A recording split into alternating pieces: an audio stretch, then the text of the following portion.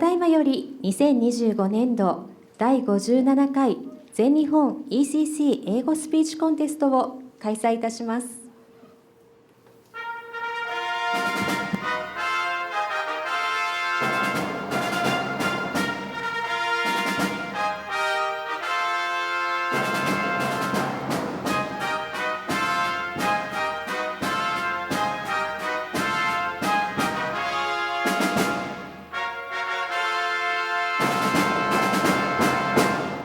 Distinguished guests, with the belief that this contest gives the people of today an opportunity to explore frontiers of tomorrow and asks them to think of ways to make this world of ours a better place in which to live, we now open the 57th All Japan ECC English Speech Contest under the sponsorship of ECC Foreign Language Institute, ECC Kokusai College of Foreign Languages, and the ECC Junior Schools. First, the opening address of this contest will be given by Ms. Atsuko Kobayashi, chair of today's contest. Ms. Kobayashi, please.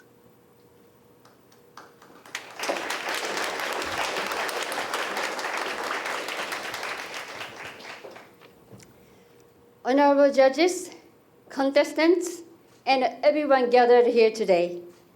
Good afternoon, and welcome to the 57th All Japan ECC English Speech Contest. I'd like to begin my opening remarks by congratulating each and every contestant. All of you have already achieved great success in the preliminary rounds and have now reached the final stage. For this year's contest, we have chosen the theme, Courage to Change. Change is not always easy.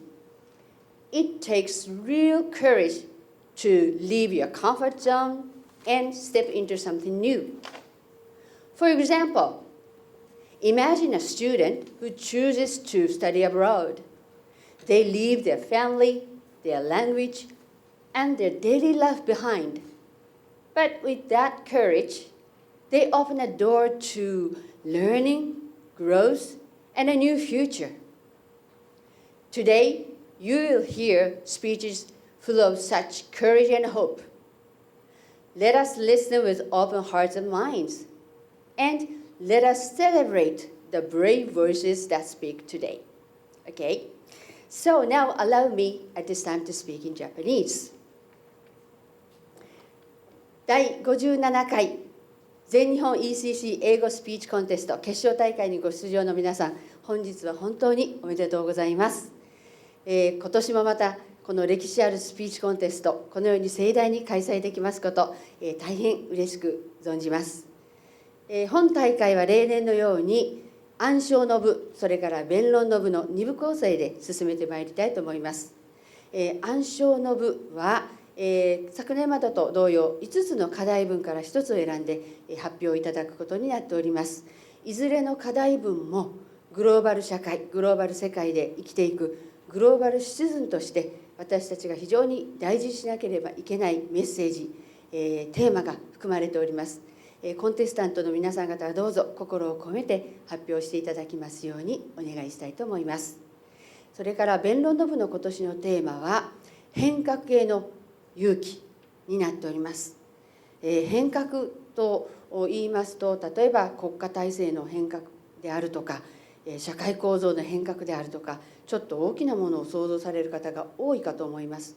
でも一番大事な変革への勇気というのはそれぞれの自分自身の心の中でまず始まるものではないかと思います。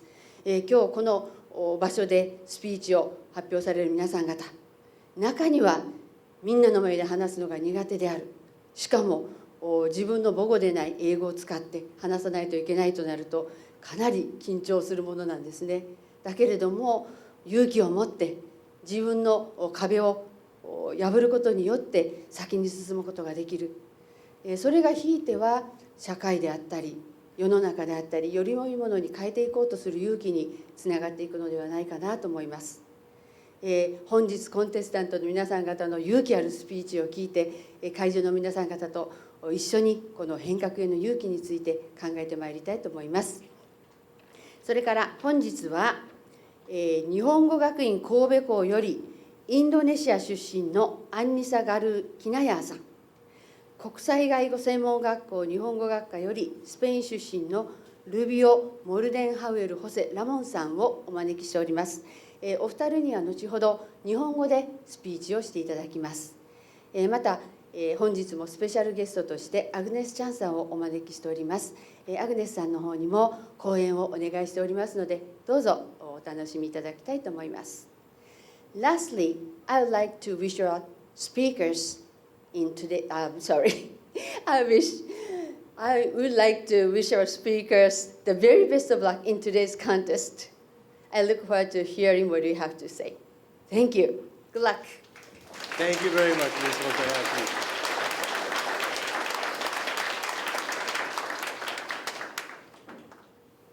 Now, allow me to introduce to you Ms. Maya Sidons, the vice chair of this contest. Ms. Sidons.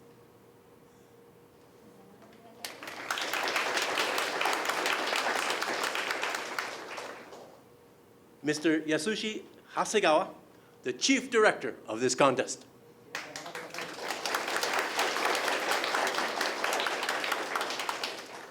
And now, today's judges. First, Teresa Sakata, chief judge of this contest.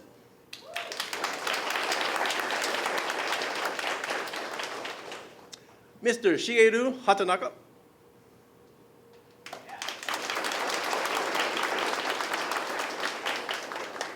Ms. Suzette Lorenko.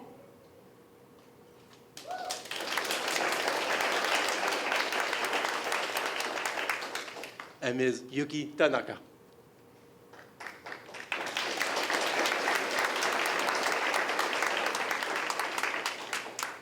Good luck. And I am Brian Dick. I will be your master of ceremonies for today. Now, before the contest begins, I would like to explain the rules of today's contest.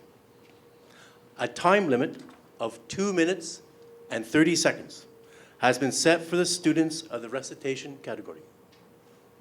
30 seconds before the time limit, the timekeeper will ring the bell once in this manner. In order to remind the speaker that he or she has 30 seconds remaining. And when the time has completely expired, the bell will ring twice in this manner. However, the contestant may continue his or her speech, but will be penalized. Allow me, at this time, to extend to you my best wishes for the success of all the contestants.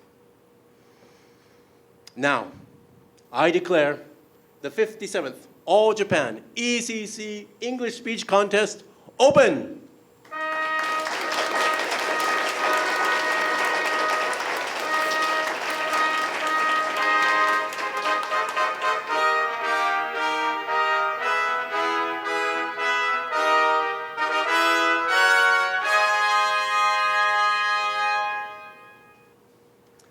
Now, the first contestant of the recitation category, Ms. Ibuki Kozaka of the Ozake Ekemai Branch School, representing the Kinki districts. Please give her a warm welcome. Seeing photos of majestic animals on social media can really brighten up your day. But you need to think before liking or sharing these photos. Sharing these kinds of photos can have dangerous consequences for some animals. A lot of photos of wild animals posted on social media were taken by tourists on safari. Unfortunately, many of these photos contain a geolocation tag that shows where the photo was taken. This technology is being used by poachers that sell animal parts such as rhino horns. Such poachers can search through social media for photos of valuable animals, and then use the location information in those photos to track and hunt the animals. To prevent this from happening, tourists should turn off geolocation tags and not mention specific place names when they post photos of animals on social media. Being responsible when posting or sharing photos can greatly reduce the danger that animals face from these photos. This is something everyone should be aware of when they use social media. What else should we be aware of when using social media? AI technology has made our lives more convenient. At the same time, it has brought us misinformation such as deepfakes and fake news. I once saw a video that looked real, but it said unbelievable things. It's hard to tell truth from lies. That's why we need media literacy to check their sources, and we should think critically. Thank you. Thank you very much, Ms. Konaka.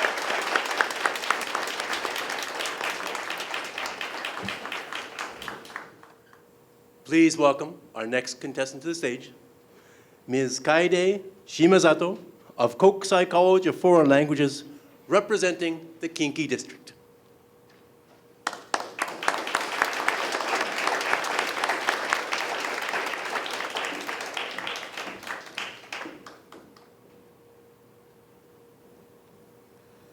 In 2020, the United Nations World Food Programme was awarded the Nobel Peace Prize. This shone a light on the strong link between conflict and hunger. Conflict is one of the main drivers of hunger, and hunger is often the cause of conflict, which is a vicious cycle. For example, communities could be in conflict over access to land and resources, which can displace farmers and destroy agricultural assets and food stocks. This could disrupt markets, driving up prices, and damaging livelihoods. The lack of food could then cause people to fight among themselves. To tackle these interconnected problems, the WFP has been involved in a variety of initiatives. Development projects in particular have improved food security. They offer people food assistance as an incentive for work, such as building community infrastructure. This benefits individuals and the community, leading to reduced competition over resources. For instance, one development project that rehabilitated irrigation canals and pipelines helped to increase water supplies and agricultural productivity, preventing inter-community conflict in turn. The WFP winning the Nobel Peace Prize was a wake-up call to the world that hunger will never be eliminated without global peace. As you can see, conflict and hunger are interconnected problems with farmers being affected. So what can we do to support farmers?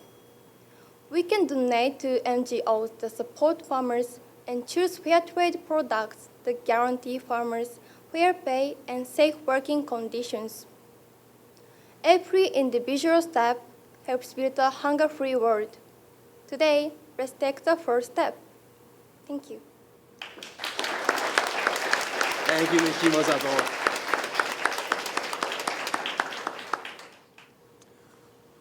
Please welcome our next contestant to the stage, Ms. Miyu Shimizu of the Nanae Okawa Branch School, representing the Hokkaido District.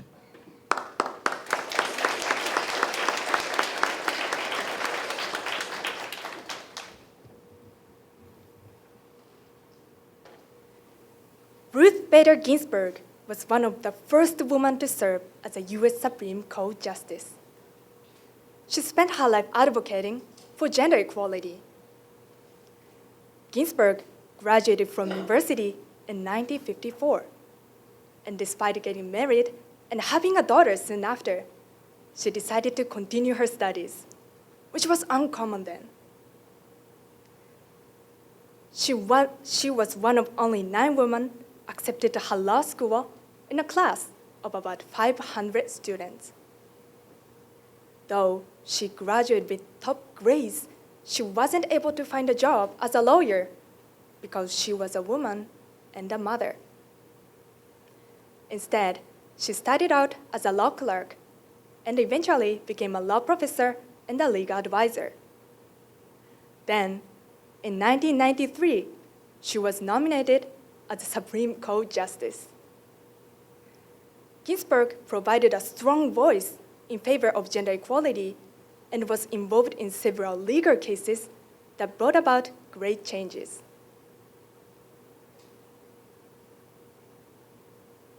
These historic cases included one that led to women allowed admission to an all-male university in 1996. She passed away in 2020 after having made great progress for gender equality. What are some ways gender equality could be promoted? In global society, each person needs a drastic change for their awareness. As more people become free of gender bias, the social atmosphere will change, creating an environment where it's easier for all women to advance in society. In the near future, I hope the world to be more comfortable for all people. Thank you. Thank you, Ms. Shimizu. Please welcome Mr. Haruma Ida of the Kaizuka Kitamachi Branch School, representing the Kinki District, to the stage.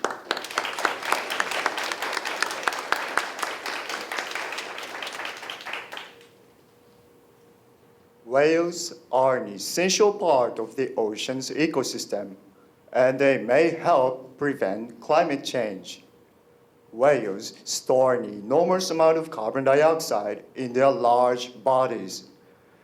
In fact, a great whale accumulates around 33 tons of carbon dioxide over its lifetime of around 60 years. In comparison, a tree only absorbs 3% as much as a whale during the same amount of time. When a whale dies, it sinks to the seafloor, taking that carbon dioxide with it.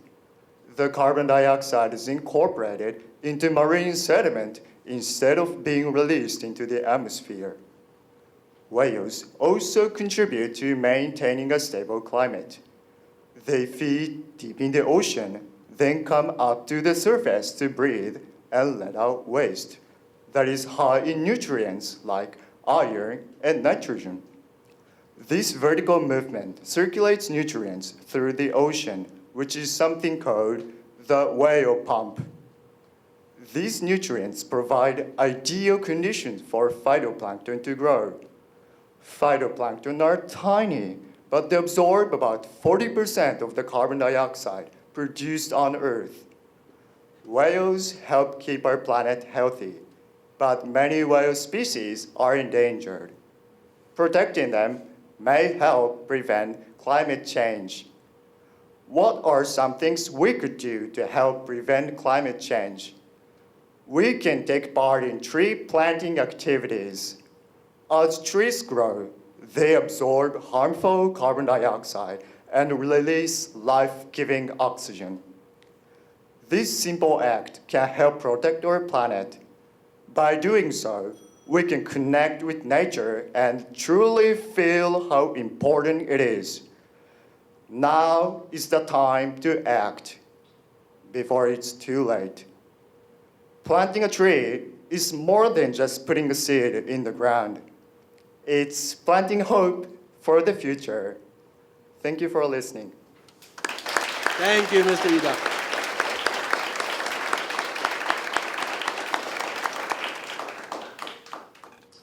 Our next contestant, Ms. Luna Nami-iri of the Toshinjo Ichome Branch School, representing the Kanto District. Please welcome her to the stage.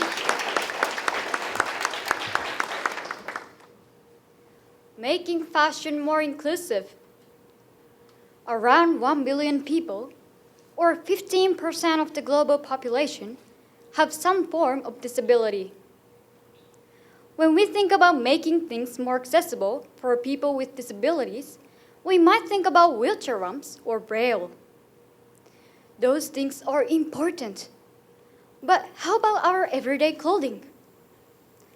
For some people, zippers, shoelaces, and buttons are difficult to use.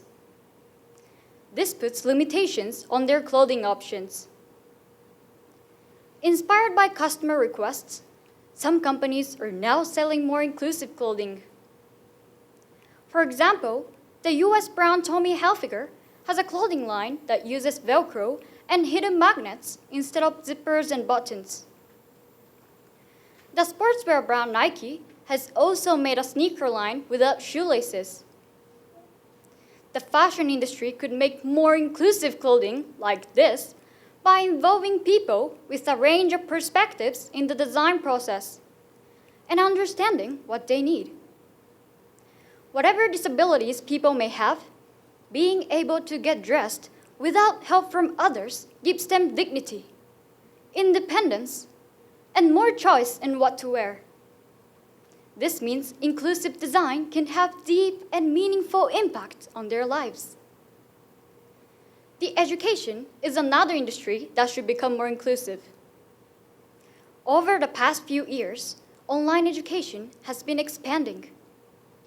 However, the digital divide continues to leave low-income students behind because such people may have less experience with digital tools. This gap in digital fluency affects their ability to lead educational platforms. Providing technology and internet access to underserved communities are important. By distributing free or low-cost electric devices for students and families would be beneficial for the equivalent education. Thank you. Thank you, Ms. Namihiri. Next, please welcome Ms. Riko Ohara of the Buke Yashiki Dori Branch School, representing the Tohoku District.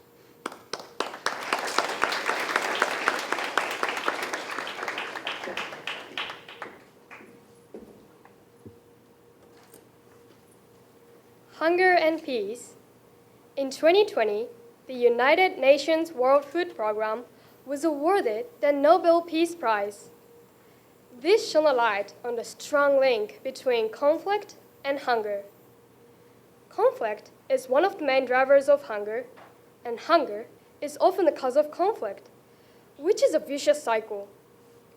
For example, communities could be in conflict over access to land and resources, which can displace farmers and destroy agricultural assets and food stocks.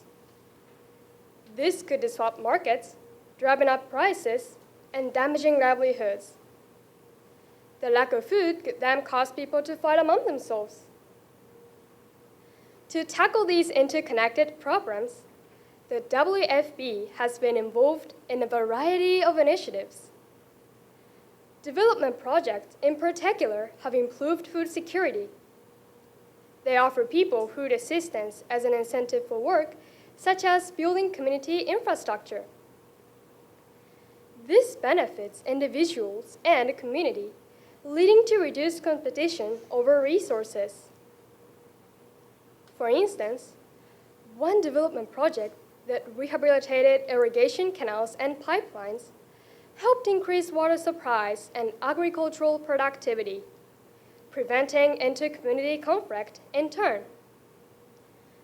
The WFP winning the Nobel Peace Prize was a wake-up call to the world that hunger will never be eliminated without global peace. But what else can we do to tackle world hunger? My grandparents grow rice and vegetables. They're sold locally and consumed in our community. This cycle, called local production for local consumption, supports farmers and food security.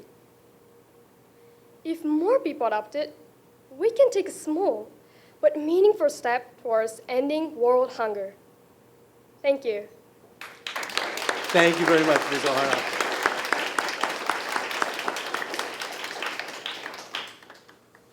Our next contestant, Ms. Akane Omakoshi of the Honkyu Grand Building Umeda School, representing the Kinki district.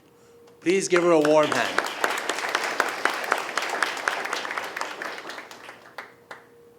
Effects of animal photos. Seeing photos of majestic animals on social media can really brighten up your day. But you need to think before liking or sharing these photos. Sharing these kinds of photos can have dangerous consequences for some animals.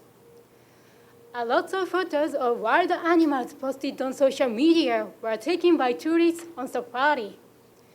Unfortunately, many of these photos contain a geolocation tags that shows where the photo was taken. This technology is being used by poachers that sell animal parts, such as rhino horns. Such poachers can search through social media for photos of valuable animals and then use the location information in those photos to track and hunt the animals. To prevent this from happening, tourists should turn off geolocation tags and not mention specific place names when they post photos of animals on social media. Being responsible when posting or sharing photos can greatly reduce the danger that animals face from these photos. This is something everyone should be aware of when they use social media. What else should we be aware of when using social media? I think we should be aware that not everything on social media is true. Social media has a lot of misinformation that we can't accurately judge to be true. For example, romance scams, money scams, and product fraud are common. Therefore, when we share information on social media, we must be careful not to get caught in dangerous situations. Thank you. Thank you. Thank you, Mr. Murakoshi. Our next contestant is Ms. Niko Hasegawa of the Yatabe Shogakumai Branch School, representing the Kanto district. Please welcome her to the stage.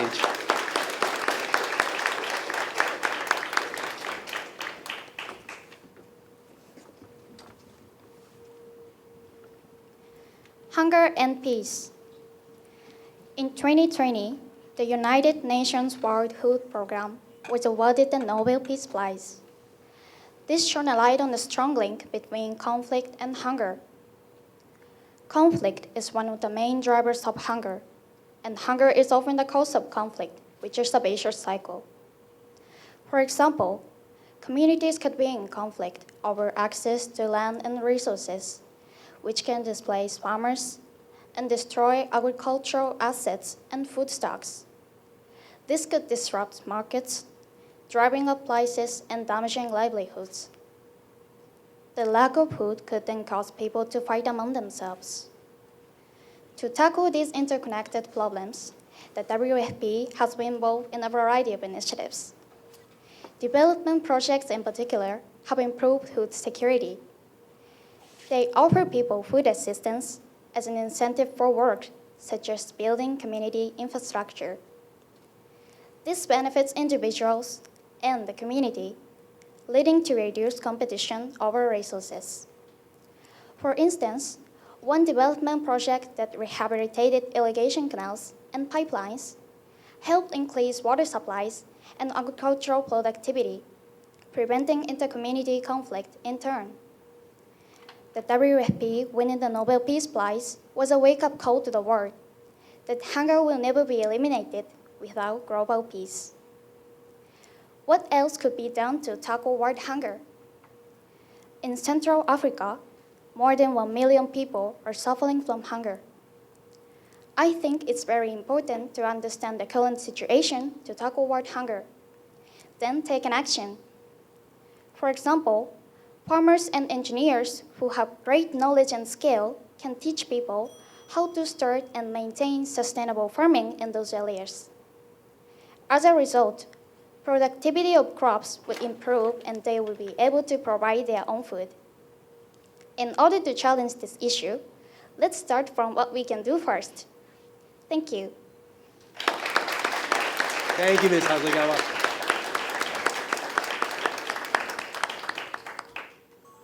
Next, please welcome Mr. Rikiya Ishida of Kokusai Gaigo Senmon Gakko, representing the Kinki District.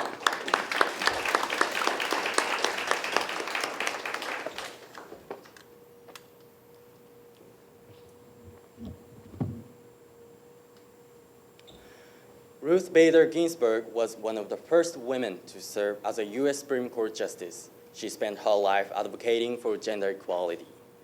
Ginsburg graduated from university in 1954, and despite getting married and having a daughter soon after, she decided to continue her studies, which was uncommon then. She was one of only 9 women accepted to her law school in a class of about 500 students. Then, though she graduated with top grades, she wasn't able to find a job as a lawyer because she was a woman and a mother. Instead, she started out as a law clerk and eventually became a law professor and a legal advisor. Then in 1993, she was nominated as a Supreme Court Justice. Ginsburg provided a strong voice in favor of gender equality and was involved in several legal cases that brought about great changes. These historic cases included one that led to women being allowed admission to an all-male university in 1996, and another that led to legalized marriage for all couples, regardless of gender, nationwide in 2015. She passed away in 2020 after having made great progress for gender equality.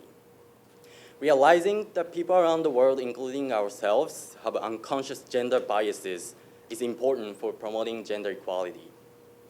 For example, many people still believe that men should focus on work and women should stay at home. Those who hold these beliefs often unconsciously use biased phrases such as, "Don't cry, be a man," or "act more feminine." These expressions can negatively impact people's values, limiting not only others' life choices, but also their own. To change this, we need to learn about diversity and try to see things from different perspectives. By sharing ideas and listening to different voices, we can challenge old assumptions and take a step toward a more open and equal world. Thank you. Thank you, Mr. Ishida. Next, please welcome Ms. Momoe Izozaki, representing the Ono Branch School of the Shikoku District. Please give her a warm hand.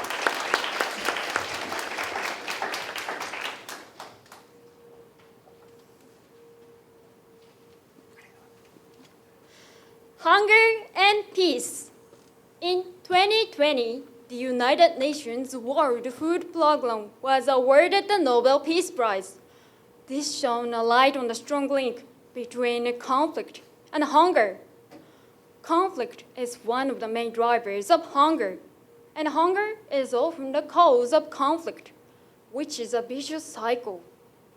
For example, communities could be in conflict over access to land and resources, which can displace farmers and destroy agricultural assets and food stocks.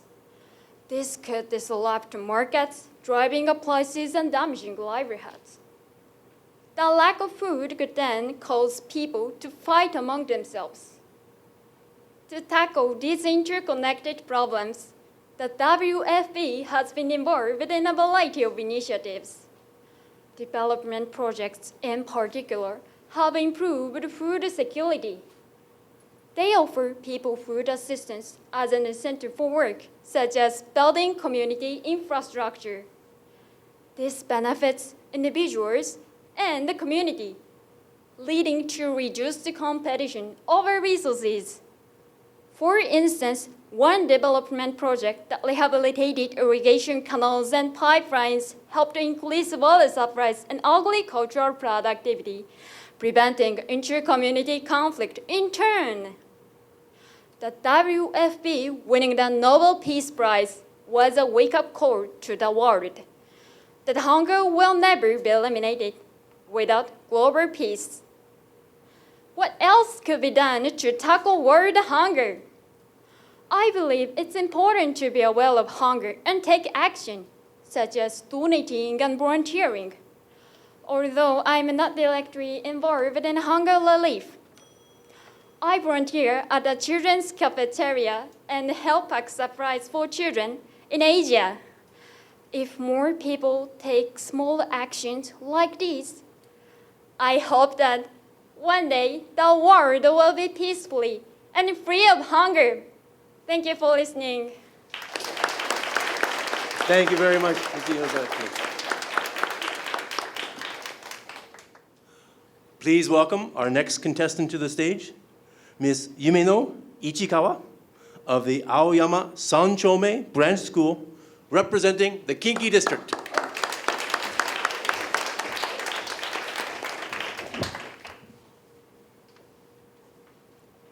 RBG, a pioneer for gender equality.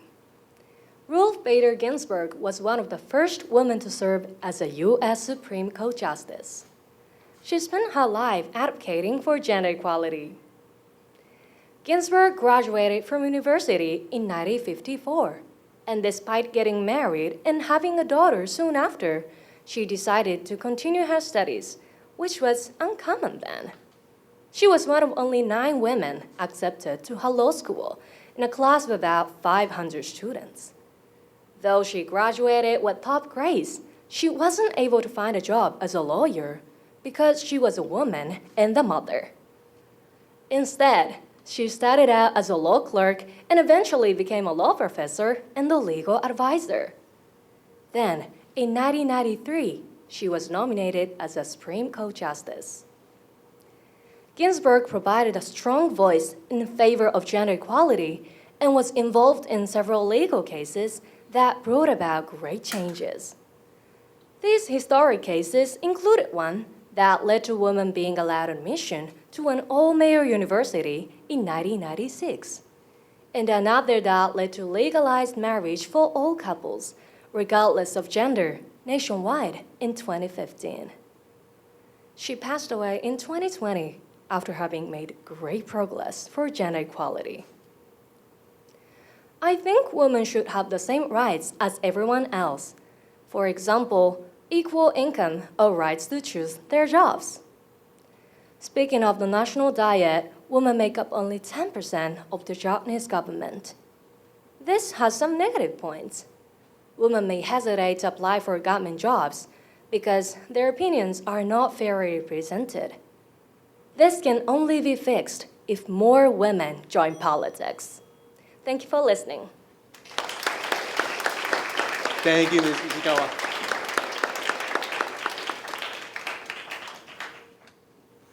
And our next contestant is Mr. Takayuki Kudo of the Bunkyocho Branch School, representing the Tohoku District.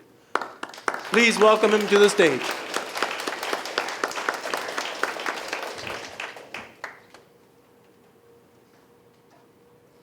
In 2020, the United Nations World Food Programme was awarded the Nobel Peace Prize.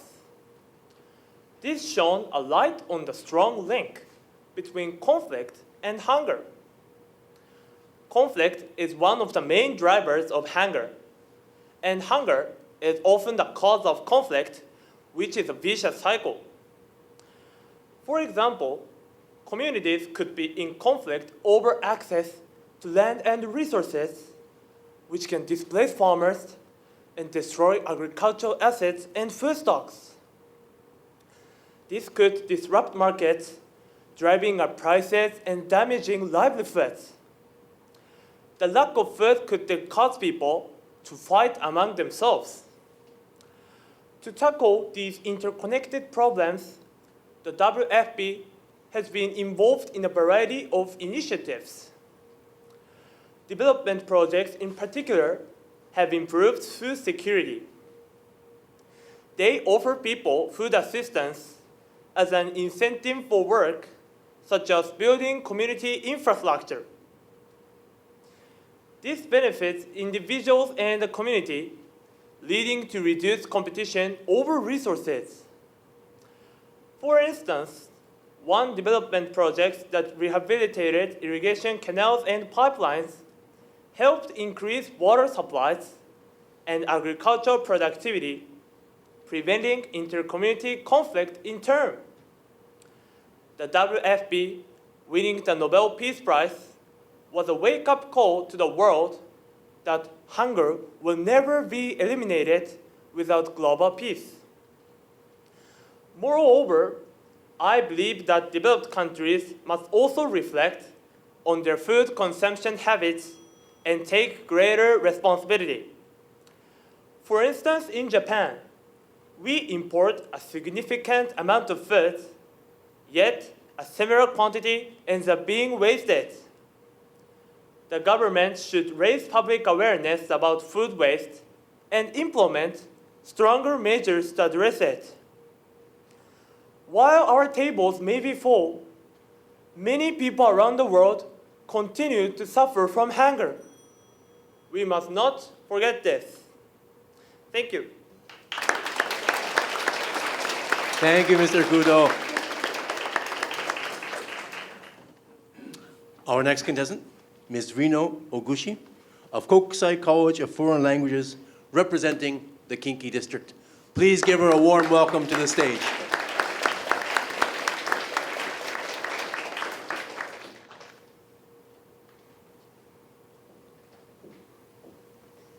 Seeing photos of majestic animals on social media can really brighten up your day.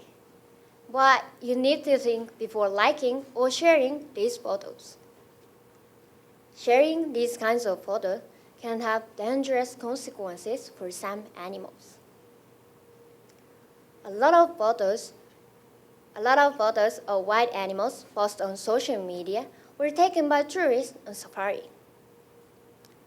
Unfortunately, many of these photos contain a geolocation tag that shows where the photo was taken. This technology is being used by poachers that sell animal parts such as rhino horns. Such poachers can search through social media for photos of wild animals and then use location information in those photos to track and hunt the animals. To prevent from this happening, tourists should turn off geolocation tag and not mention specific place name when they post photos of animals on social media. Being responsible when posting or sharing photos can greatly reduce the danger that animals face from these photos. This is something everyone should be aware of when they use social media. The effect of animal photos are not limited to location information. Getting pictures taken by people is a big stress for animals. There are many examples of people treating animals in an inappropriate manner, seeking attention by posting pictures of animals on social media. Both humans and animals are living beings. We should keep in mind that all lives, whether human or animal, have values. Thank you. Thank you, Ms. Oguchi.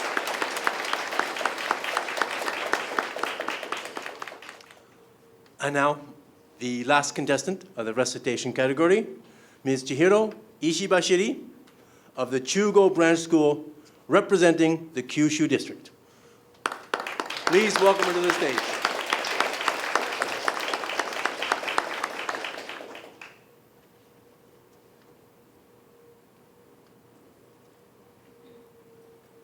In 2020, the United Nations World Food Program was awarded the Nobel Peace Prize. This shone a light on the strong link between conflict and hunger. Conflict is one of the main drivers of hunger, and hunger is often the cause of conflict, which is a vicious cycle. For example, communities could be in conflict over access to land and resources, which can displace farmers and destroy agricultural assets and food stocks. This could disrupt markets, driving up prices and damaging livelihoods. The lack of food could then cause people to fight among themselves. To tackle these interconnected problems, the WFP has been involved in a variety of initiatives.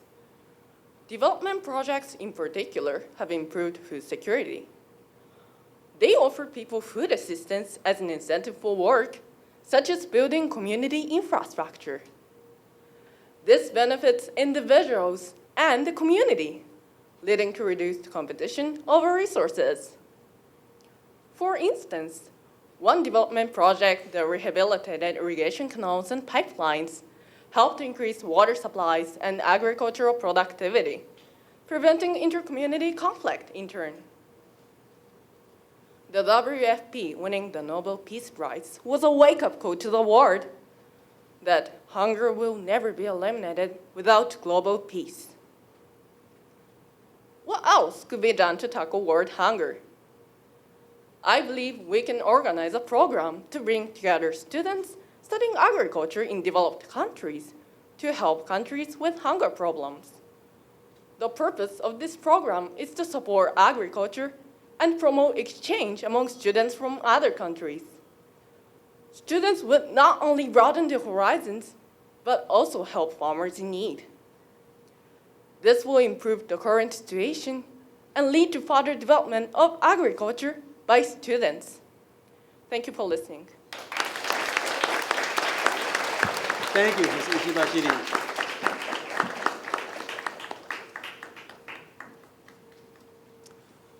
Now, this concludes the recitation category part. We'll now take a 10-minute intermission before continuing with the oration category. これで暗唱の部が終了いたしました。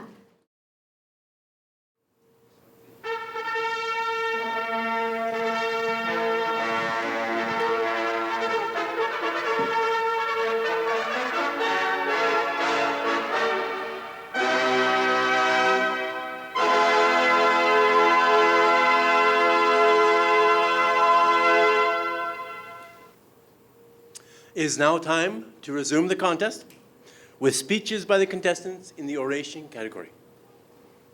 A time limit of 4 minutes has been set for the students in the oration category. 30 seconds before the time limit, the bell will ring once in this manner in order to remind the speaker that he or she has 30 seconds remaining in which to complete his or her speech. And when the time has completely expired, the bell will ring twice in this manner. However, the contestant may continue his or her speech, but will be penalized.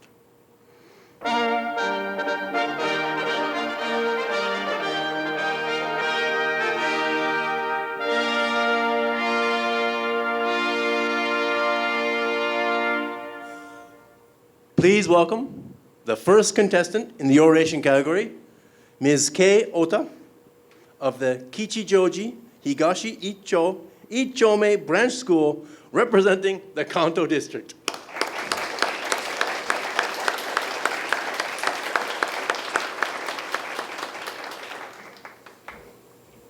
Every time I face change in my life, I've felt a light grow inside me.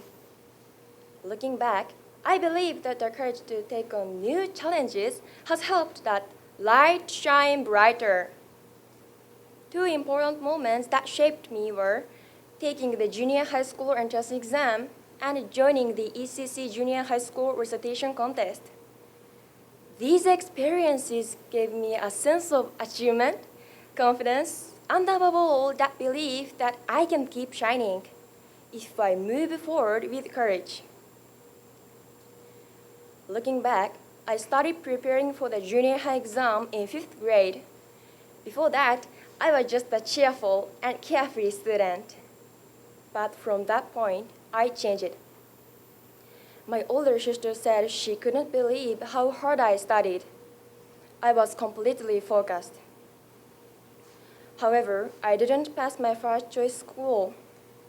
I tried to stay calm, but people later told me I seemed like a different person. The light I had inside began to fade. My face, my mood, even how I spoke, all had changed.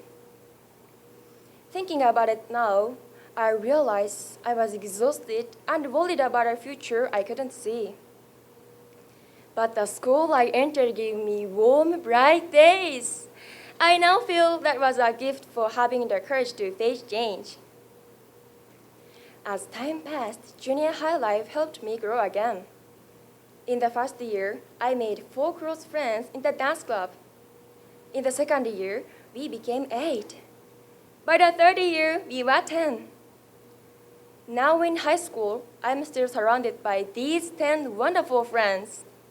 Our friendship is like light. We shine brighter together. Thanks to them, people said the cheerful version of me had returned. Another turning point came in the third year when I was chosen as a representative for the ECC Recitation contest. At first, I thought it was just memorizing a passage. But with the help of my teacher, I practiced deeply, thinking about expression, posture, and eye contact. On contest day, I was nervous. Everyone seemed better. But I reminded myself, I've practiced, I'll do it my way. Maybe that was courage. I gave it my all. When my name was called for the first prize, I was amazed but truly happy. That moment lit up a new confidence in me. When I reflect on everything, this speech has reminded me that even someone like me has faced many changes. Each time I worked hard and my inner light grew. Now I know that courage to change brings us confidence, joy, and a future that shines. So no matter how small or big the challenge is, I want to keep believing in myself and let my light keep growing. Thank you. Thank you, Ms. Oda. Question time. Hello, Ms. Ota. Thank you for the speech. Let me ask you one question. What big change do you think you might face in the future? I think the courage entrance exam will be a big change.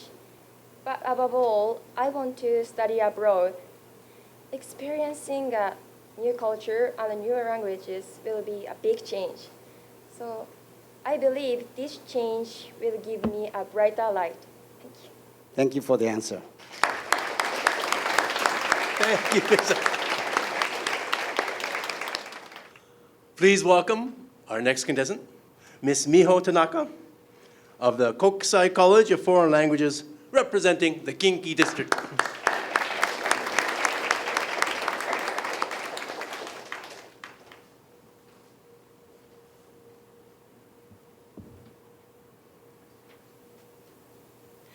What does it mean to have the courage to change? Many people might think of courage as something powerful, such as moving forward or raising your voice. But sometimes, true courage is quiet. It is sitting with pain, facing what's broken, and working on repair. In Japan, there is a craft that embodies this idea. It's called kintsugi, which is the practice of repairing broken pottery with gold. Kintsugi doesn't hide the cracks. It makes them stand out. Rather than discarding broken objects, it transforms them into something even more aesthetic. The philosophy behind kintsugi is to accept imperfection and to value history. This art tells us that scars are not signs of failure, but proof of survival. Kintsugi has been gaining attention around the world as a metaphor for healing from trauma. One example is in Algeria. For artist Kader Atel, kintsugi serves as a central concept in his work. He views it as a metaphor for repairing the damage stemming from his own background. He was born in France to Algerian parents and grew up between Paris and Algeria, leading to a sense of not belonging to either world. By connecting these experiences to the philosophy of Kintsugi, he invites himself and society to think about repairing and healing. However, in a world often demanding perfection, it takes courage to show our cracks. We are taught to hide failures, feel ashamed of them, and cover up our flaws. But Kintsugi still teaches us important lessons. Never conceal your scars or act as if they didn't exist. They are part of your history built by your persistent effort. In addition, healing doesn't mean going back to who you were. It means you become someone stronger, wiser, and more beautiful. Transformation is not a straight line. It's painful, it's uncertain, it's messy. But when we accept our broken part, the process of healing, and the person we are becoming, we find the quiet yet certain power. It can be hope and brilliance, just like gold. Now we need the courage to accept the self you once denied, the courage to see beauty in your pain, and the courage to believe scars have potential to brighten. Let's carry our cracks with pride and trace them in gold, proving a flaw can be flawless. Thank you.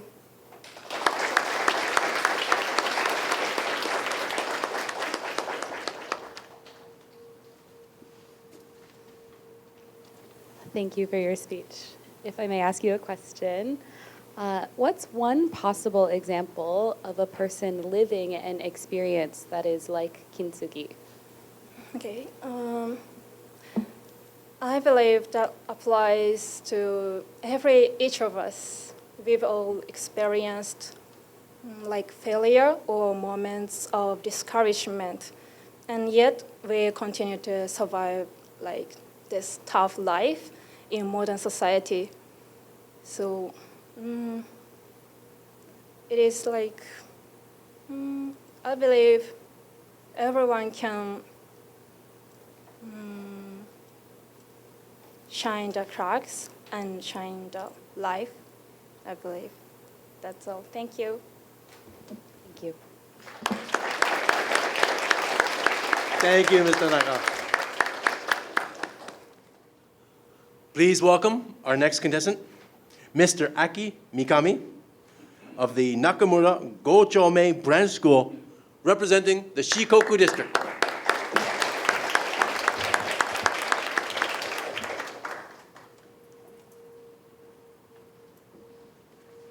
Do you consider yourself an active person or a passive person? People respect others who embrace change and reinvent themselves. But when it comes to their own lives, they hesitate. Because change means letting go of comfort and certainty. They wait for the right moment, for more confidence, for less fear. But that moment rarely comes on its own.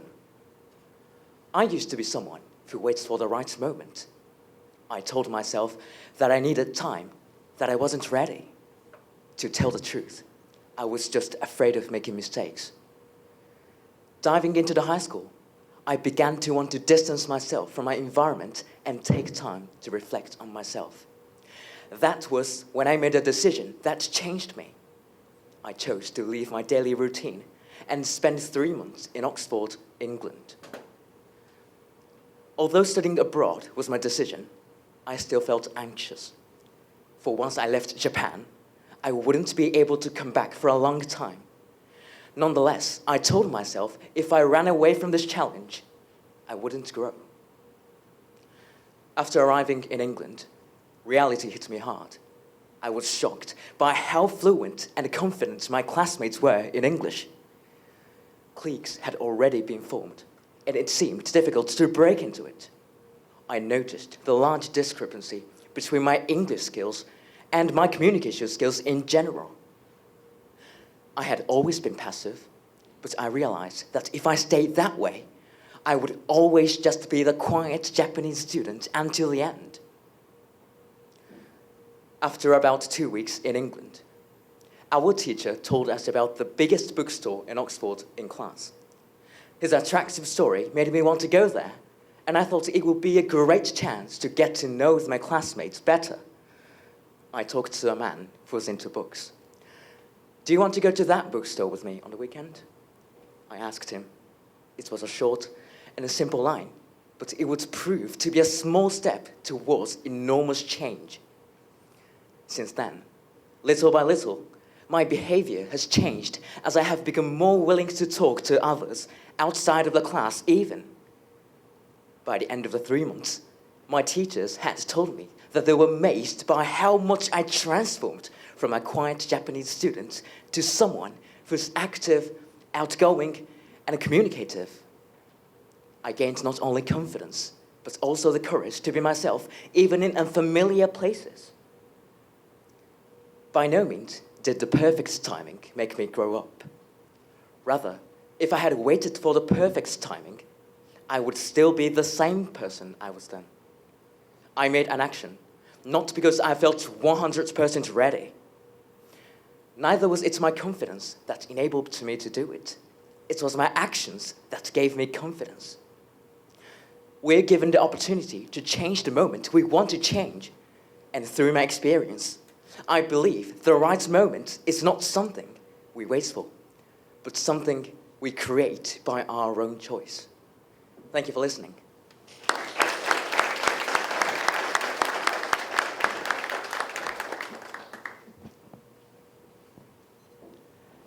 Hi, thank you very much for your speech. I'd like to ask you one question. How do you want to use the courage you've gained in the future? I'd like to use this courage in the future to keep continuing to step out of my comfort zone. For example, I plan to take part in more activities at my high school and speak up in discussion and take on more challenging projects. In the long term, I'd like to learn Russian at university. And its grammar and pronunciation is very complicated and difficult, and it will be very challenging to learn. But as I did in England, I'd like to have the courage. I'd like to have the courage to jump right in. I hope these experiences I had will help me when I study at university abroad again. Great, thank you very much. Thank you. Thank you, Mr. Megami. Please welcome our next contestant, Mr. Kai So-woo of Kokusai College of Foreign Languages, representing the Kinki District.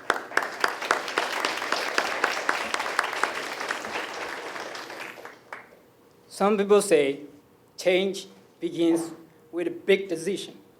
For me, change began with an accidental marriage proposal. Welcome to our Japanese experiences. It was my first week of school in Japan. New environment, new language, new people. We were doing a group activity. I just want to say something simple like, let's walk together. But I don't know why my nuts took over and my brain completely clenched. I turned to the girl next to me, smiled, and confidently said, 一緒にいてください. She blinked, and I blinked. The whole room went silent. Because what I said was, please be with me. No, in a group, in life. I didn't just join a team, I accidentally proposed someone. That night I couldn't sleep. I laid in bed asking myself 2 questions. What just happened? And is there a direct flight back to Myanmar? Because I was embarrassed. And more than that, I was scared. Scared people will laugh at every time I open my mouth. scared they never see me as more than the foreigner guy who confessed in class. So I shrank. From the time on, I smiled politely, stayed quiet, and avoided anyone who might say, "Remember the professor guy?" But here's the thing. The moment you stop trying is the moment you stop changing. Then something unexpected happened. The girl I proposed to, or accidentally, she came up to me the next day, smiled, and said, "面白かったよ, 昨日の日本語." Not that was weird. Not never talk to me again. That was funny, she said. She wasn't laughing at me, she was laughing with me. That moment, it changed everything. Because I realized something important. People don't want perfection. They want connection. So I decided, okay, just one more try. I started speaking up in class, even though my accent was terrible. I joined boxing club, even though I knew nothing about boxing. And I made mistake after mistake after mistake. And one time I said, "ごちそうさまでした." Before I have my meal. I told my friend, "Odanjini." After we finished eating sushi, he looked at me like I felt in poison. But this time, I didn't run away. That was courage. And thus real change begins. No returns, but step by step. I didn't begin fearless because I stopped making mistakes. I became fearless because I stopped being ashamed of them. So yeah, my journey in Japan started with one of the most awkward sentences I've ever said. But maybe, that's how change actually begins. Not with a perfect plan, but with one small, embarrassing, human, unforgettable moment of courage. And the real question is, do you have the courage to keep going after that? Because that's how you change. Thank you for listening.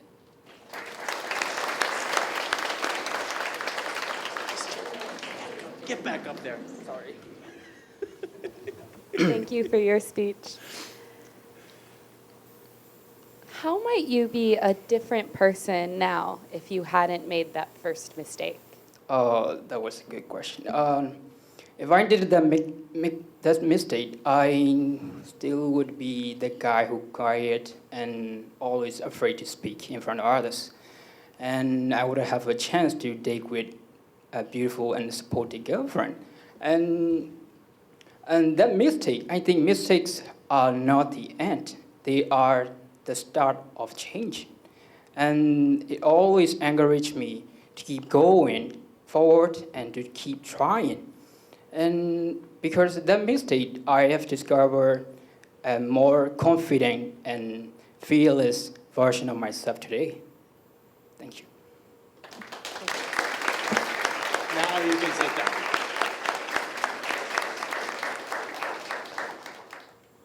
Please welcome our next contestant, Ms. Ayako Komatsu of the Shinjuku Honko School, representing the Kanto District.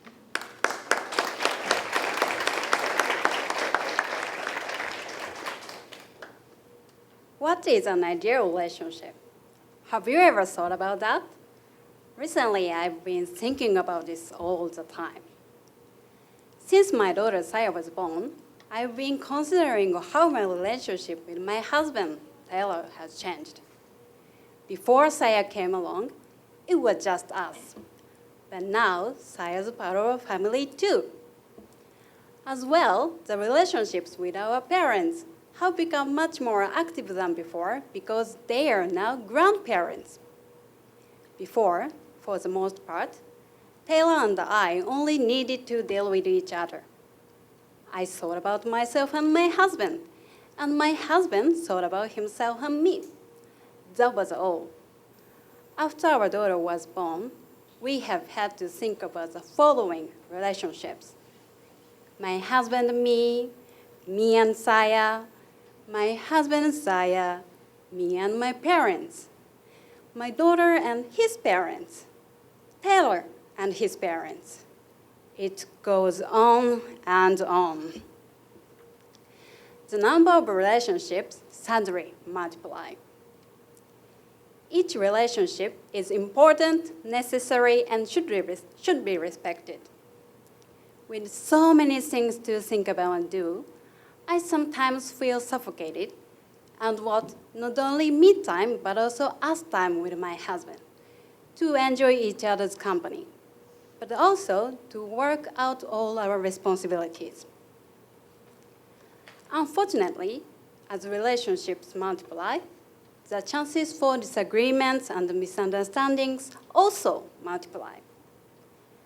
Now, Taylor and I have different opinions on even more things. Recently, he told me that my me time includes my working time because I work from home. For me, me time is time I can use for myself. I blew up. Later, he said it as a joke. Yeah, right. I consciously and calmly explained why I was disappointed in him and what kind of time I meant. I even asked my friends for their opinions and shared their reactions with him. He said that doing so helped him understand better. So, what is an ideal relationship? I don't think there is an answer to this question. Change in relationships is inevitable. We need to talk to each other, understand each other, and find solutions together. We need to create the best possible relationship for each stage of our lives. When we have different opinions, it is important for us to work things out together. Sometimes we have to change our thinking and be flexible. It takes courage to understand and not give in to anger, disappointment, or indifference. We can share and support each other through times of difficulty and joy. Thank you.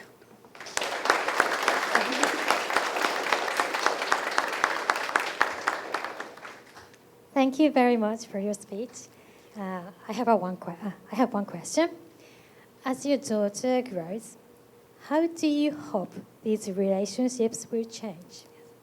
Our daughter is only 4 years old, so I hope that she will also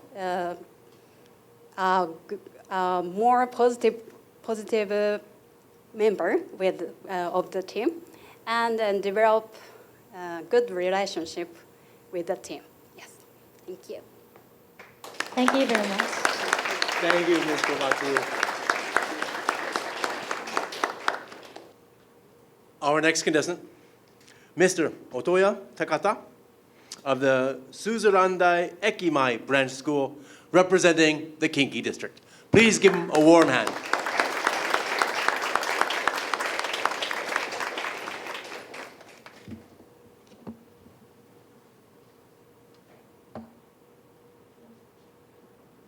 Courage to change.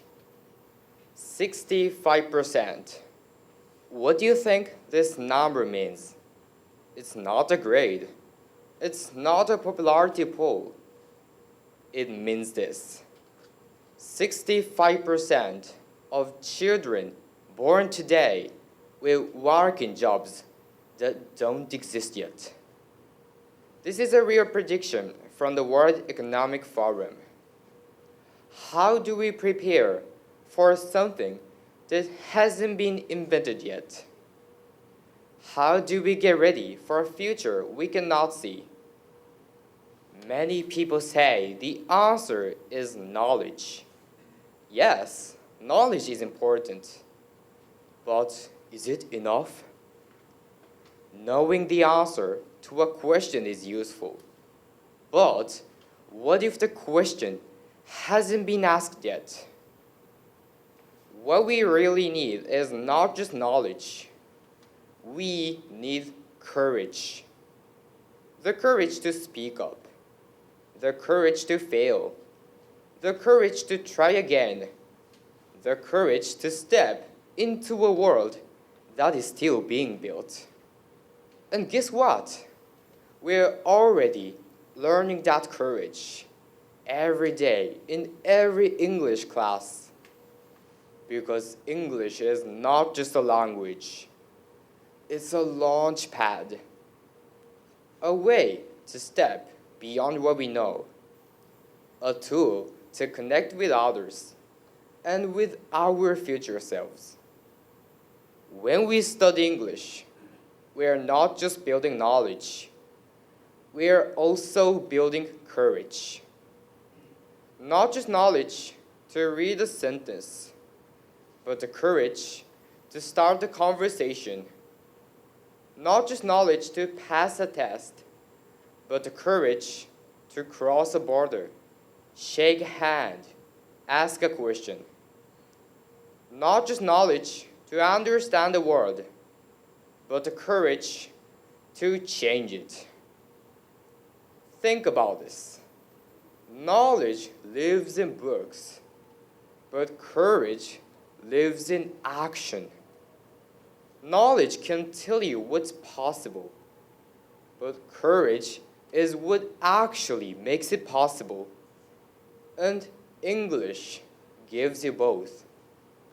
Every new word is a door. Every sentence you speak is a step. Every mistake you make and keep going is proof you have the courage to change. So, if someone asks, why are you learning English? Don't just say, to get knowledge. Say, to build courage. Because in the world that's coming, it's not just about what you know. It's about how brave you are. I am learning English. I am building knowledge. And I am becoming courageous. Thank you for your attention.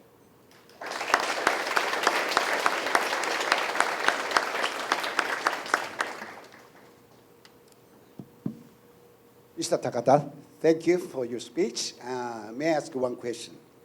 Can you share an experience where English gave you courage? Okay, thank you for asking.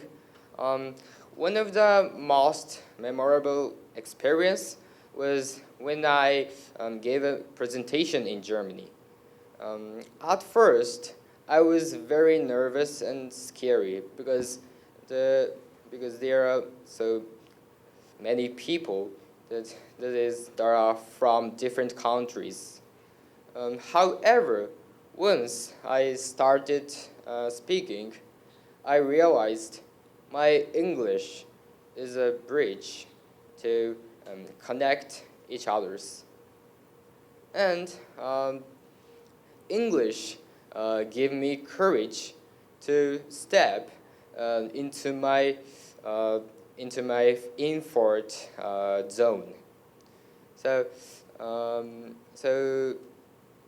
my English, even if my English was not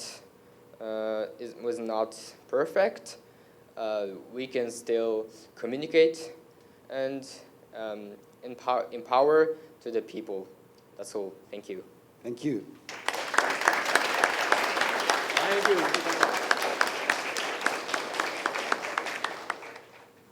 Now, please welcome the final contestant of today, Ms. Chan Yan-nin of Kokusai College of Foreign Language, representing the Kinki District. Please welcome her to the stage.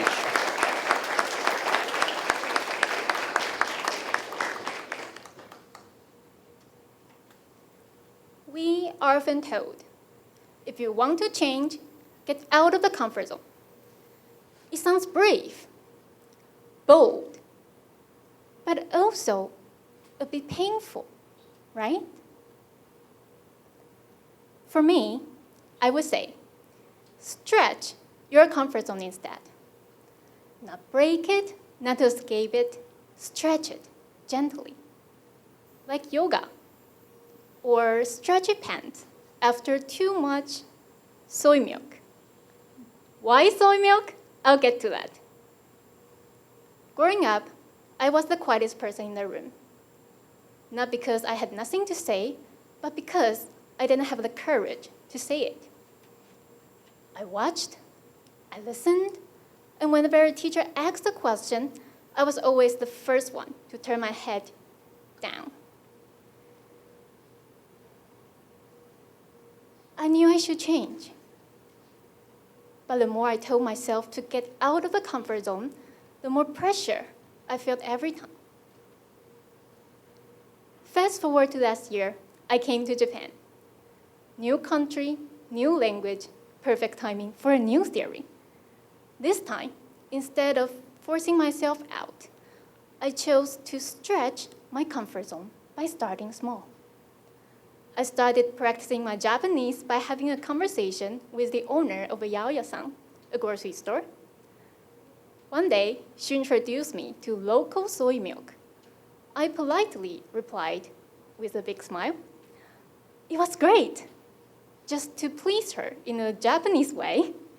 And she was so happy that she decided to serve me one every single time. I ended up drinking liters of soy milk, stretching my Japanese and my pants. Thanks to small experiments like this, I get confidence not just in Japanese, but in public speaking itself. Last September, I gave a speech in Japanese in front of the governor of a Fukushima prefecture. And this April, I delivered a welcome speech as a student representative in front of nearly 1,000 people. I've never imagined this, especially not for a girl who once stayed silent in a room. My cousin heard my voice of a speech contest online. She messaged me, shocked. She said, "So that's what your voice sounds like? I don't even remember it when we were kids." And now, I use my voice to connect, to encourage, and sometimes to surprise. Am I fearless? Not at all. But every time I try a new challenge, my comfort zone doesn't break. It stretches. Courage doesn't always come before change. It appears during that first uncertain step. So here's my message. You don't have to get out of your comfort zone to grow. Just stay there and stretch it. One conversation, one challenge, one soy milk at a day.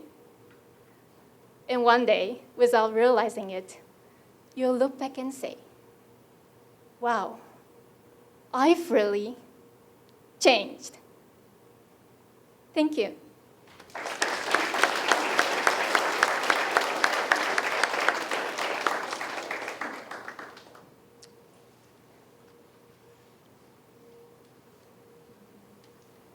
Thank you very much. So there's a question. So what's the next challenge that you think will stretch your comfort zone? Okay, actually, as a foreign student who studied abroad in Japan, every day is full of challenges. But there's one challenge that I really looking forward to in the near future. That is to go to karaoke with a group of new friends who are in their 70s. I got a chance to know one of them when I was a volunteer in Osaka Expo. And I learned that, there is a group of elder people who is learning English in Nara. And he invited me to go to their study group. So I just visited him this Monday. And then we had a good time, and they invited me to go to karaoke to sing the enka with them. That would be a big challenge for me. I'm not really good at singing, actually, especially sing enka. But I think that would be a very interesting experiences to help me to stretch my comfort zone a little bit more in the near future. Thank you. Thank you very much. Enjoy.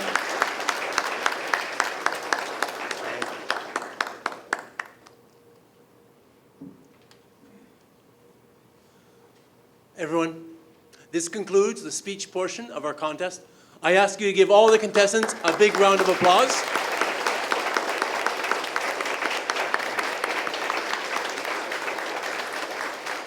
And now our judges have some tough decisions to make. I'll ask you to proceed to your conference room. これでコンテスタントの皆様の発表がすべて終了しました。次に ECC 日本語学院神戸校、ECC 国際外語専門学校日本語学科生の日本語による弁論を行います。まずはじめは日本語学院神戸校生、インドネシア出身のアンニサ・ガルー・キナヤーさんです。ナヤーさんは2023年国際紅白歌合戦で宇多田ヒカルさんの歌を歌い、見事大阪観光理事長賞を受けられました。この受賞をきっかけに日本で働くチャンスを得、それから毎日オンライン授業を受け、日本語を磨き、2025年4月に来日されました。今後は来日のチャンスを切り開いてくれた歌も続けながら、日本で働く外国人を総合的にサポートしていく仕事をされる予定とのことです。また9月19日の第13回国際紅白歌合戦 in 大阪・関西万博にも出演予定とのことです。それではナヤーさん、お願いいたします。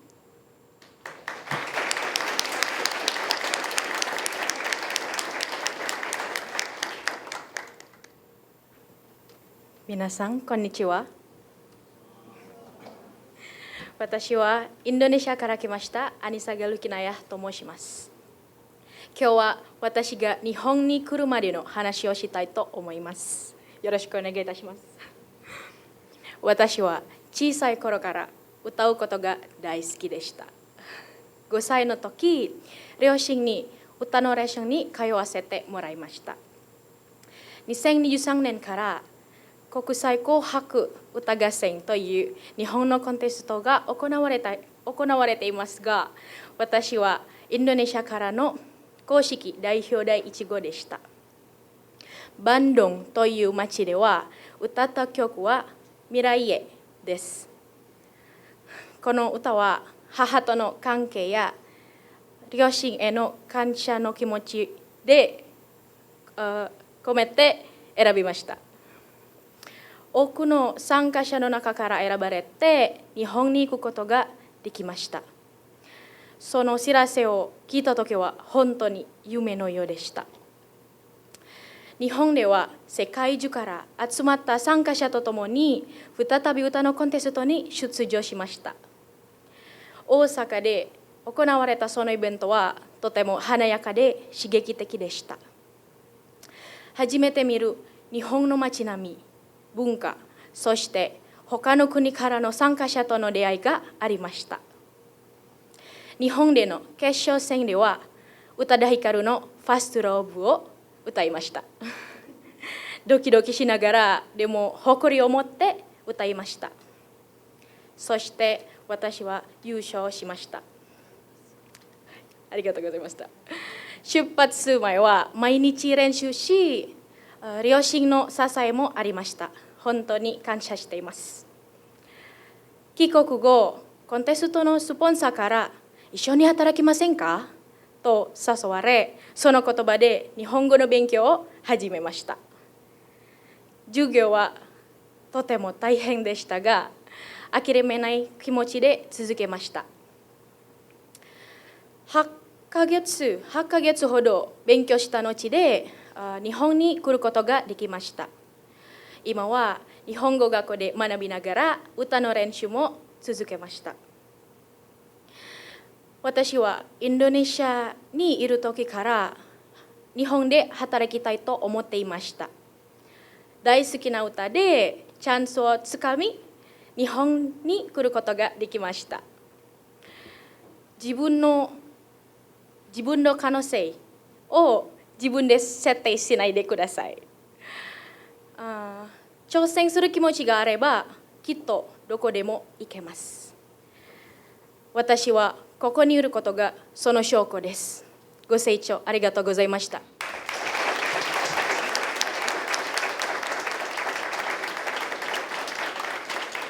ナヤさんありがとうございました。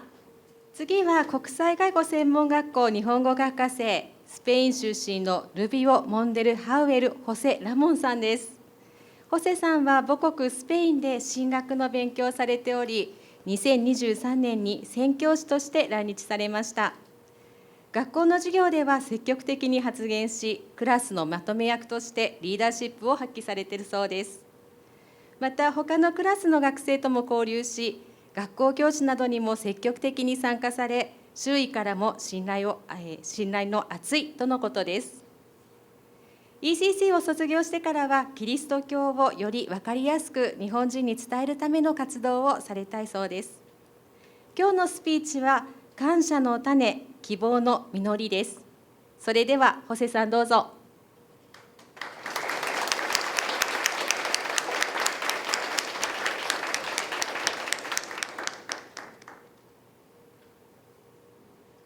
皆さん、こんにちは。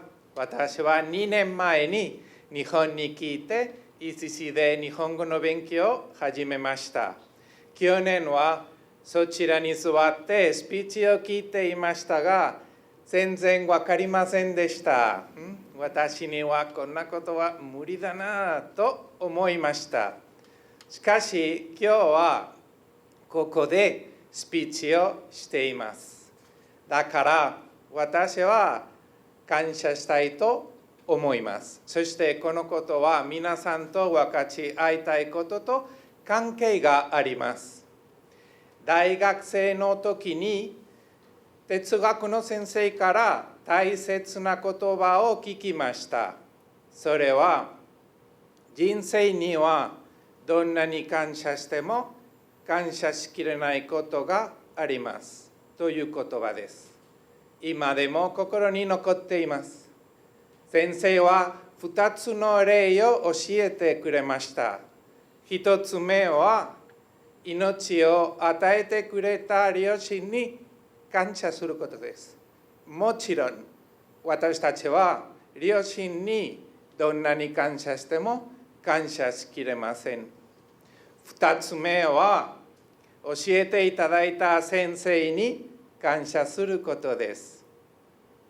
皆さんは先生に教えていただいたことが未来への贈り物だということにまだ気づいていないのではないでしょうか。例えば、ここで学んだ日本語で大学などで勉強できるだけでなく、もしかしたら仕事で生計が立てられるかもしれません。皆さん、お店の人と話せるようになるだけでなく、誰かに愛しているよと伝えられるようになります。そして、もしかしたら家庭を持つことができるかもしれません。私はカトリック神父として他の人々の心を癒すことができるかもしれません。しかもすべて日本語で。ありがたいことやないですか？もちろんそうです。だからこそ今日は特に広岡先生に感謝したいと思います。広岡先生は私のレベル1の先生でとても優しい人でした。私は先生に教えてもらって、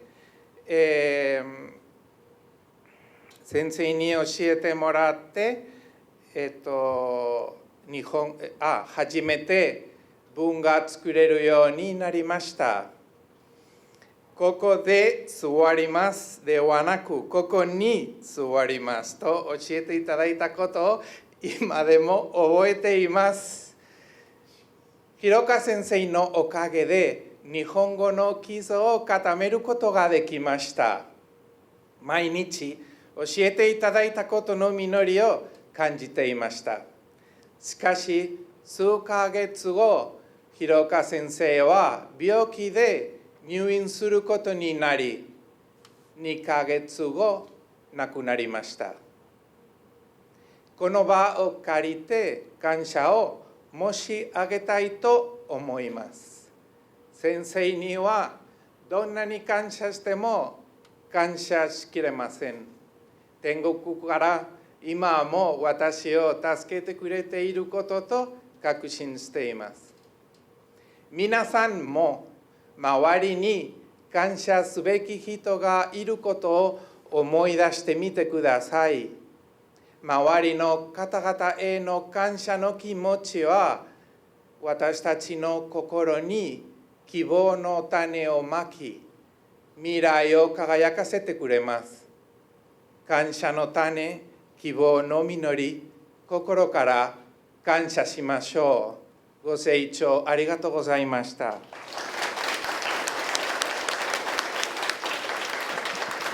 伊勢さん、ありがとうございました。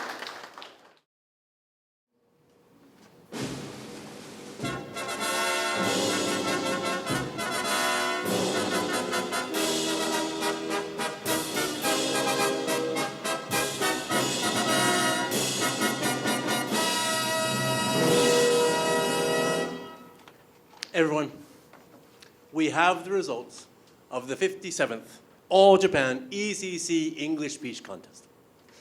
But first, I'd like to ask our Chief Judge, Ms. Teresa Sakata, to please come up and say a few words about today's presentation.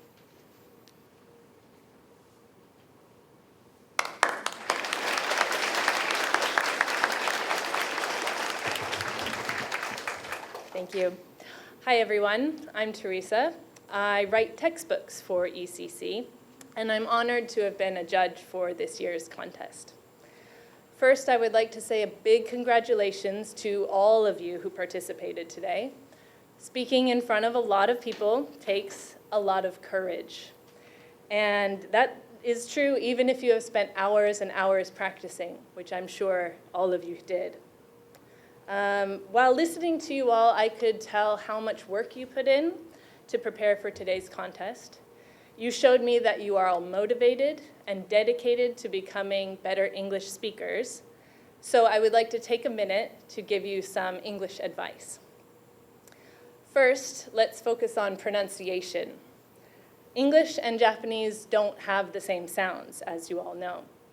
For example, the sound in English is difficult for many Japanese speakers because it's not part of the Japanese language.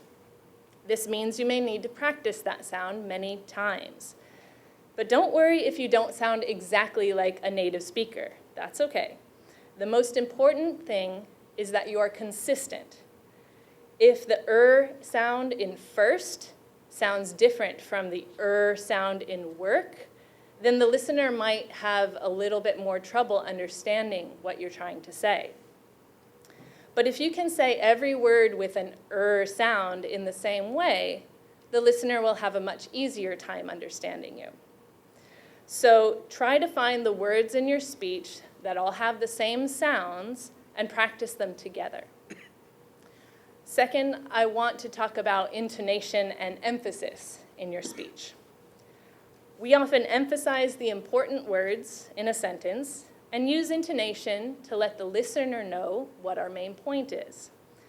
These natural ups and downs in a sentence show the meaning more clearly to the listener. So when you practice, you need to think about the meaning of what you want to say and practice correct intonation and emphasis along with memorizing all the words. But when you practice your speech over and over again, 100 times, 200 times, more, everything can start to feel like a routine, and sentences start to sound the same way. And it's easy to forget about the meaning of what you're saying. So when you practice, and especially when you give your speech in front of people, make sure that you are really thinking about the meaning of what you want to say, so that your feelings come through in your words. Remember, you have practiced your speech many, many times, but the listener only gets to hear it once. My third piece of advice is about organizing your ideas in an original speech. When you feel passionately about something, you probably want to include a lot of ideas and points about it. But if you try to include too much, then the listener may have trouble following what you want to say.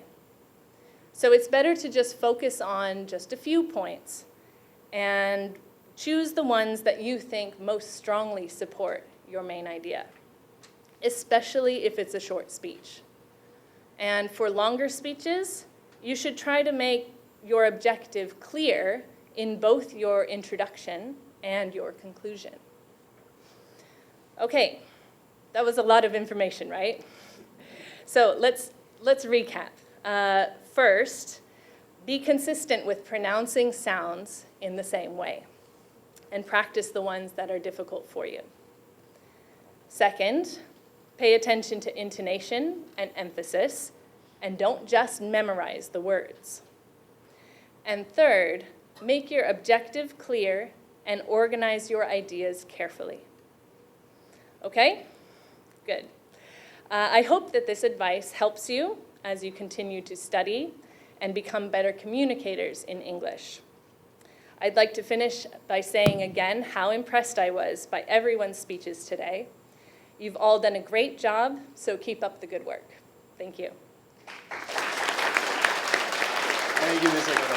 Valuable insight.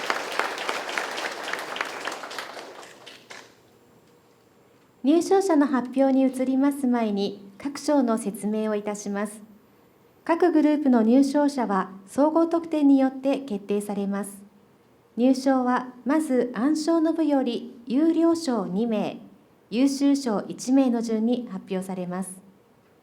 次に弁論の部より優良賞1名、優秀賞1名の順に発表されます。グランドプライズは暗賞の部より最高得点者1名、弁論の部より最高得点者1名、計2名に授与されます。Each winner will receive his or her certificate and prizes from Ms. Maya Sidons, Vice Chair of the contest. Ms. Sidons.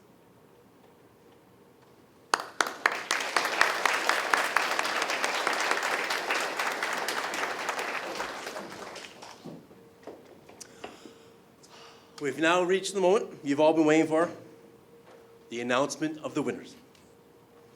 For those in the audience today, I'd like to ask you to give them a big hand when I call the names of the winners, appreciating his or her devotion to the English language. Let's share the joy and happiness of the winning contestants. Now, we have 2 third prize winners in the recitation category. The first third prize winner is Mr. Haruma Ida of Kaizuka Kitamachi Branch School, representing the Kinki districts. Please come up.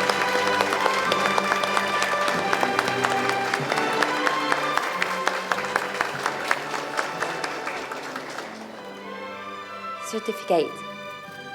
This is to certify that Mr. Haruma Ida, representing Kaizuka Kitamachi Branch School, Kinki District, has been awarded the 3rd prize in the recitation category of the 57th All Japan ECC English Speech Contest under the auspices of ECC Foreign Language Institute, ECC Kokusai College of Foreign Language, ECC Junior Branch Schools. Congratulations!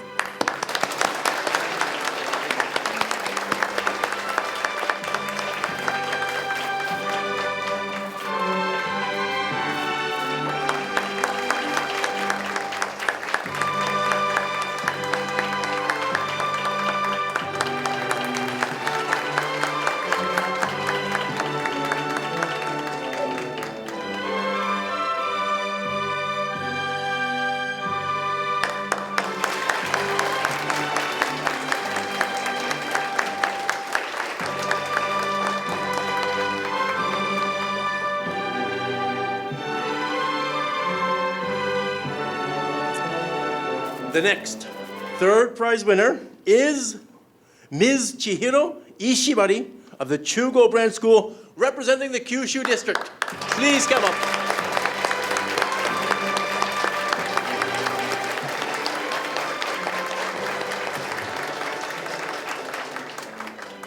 Certificate. This is to certify that Ms. Chihiro Ishibashiri, representing 2O Branch School, Kyushu District, has been awarded the third prize in the recitation category of the 57th All Japan ECC English Speech Contest under the auspices of ECC Foreign Language Institute, ECC Kokusai College of Foreign Languages, ECC Junior Branch Schools. Congratulations.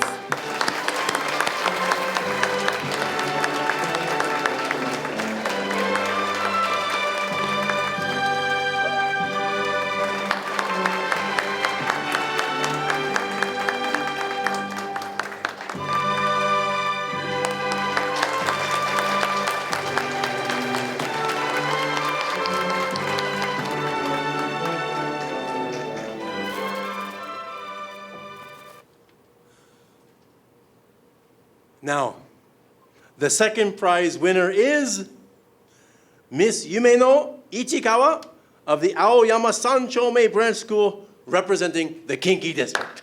Please come up.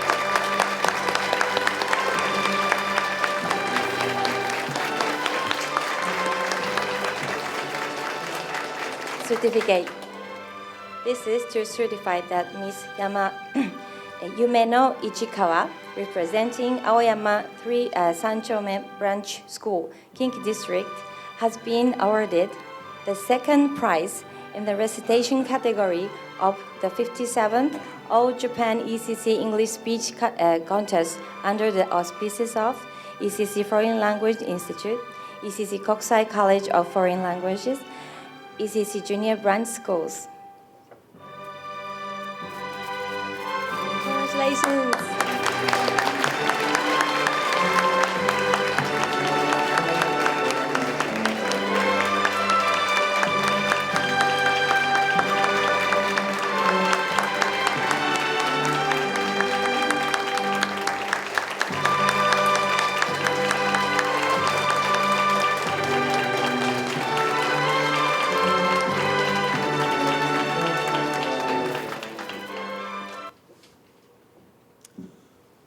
Now, on to the oration category. The third prize winner is Mr. Aki Mikami of the Nakamura Gochome Branch School, representing the Shikoku District. Please give him a big hand.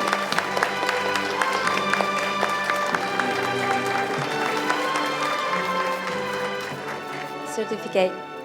This is to certify that Mr. Aki Mikami, representing Nakamura Gochome Branch School, Shikoku District, has been awarded the third prize in the oration category of the 57th All Japan ECC English Speech Contest under the auspices of ECC Foreign Language Institute, ECC Kokusai College of Foreign Languages, ECC Junior Branch School. Congratulations.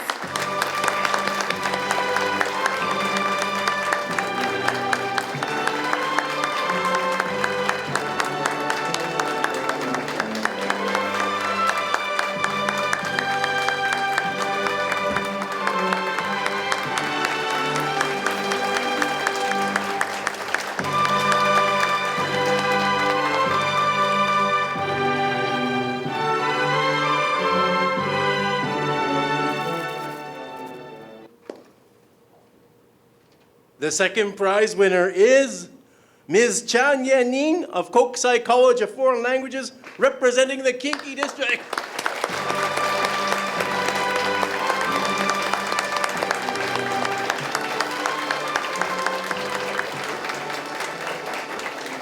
Certificate.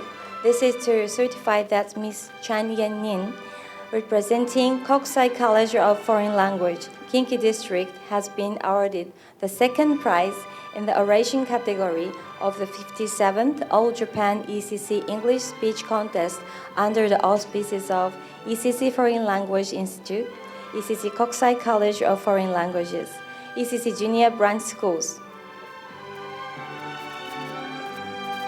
Congratulations.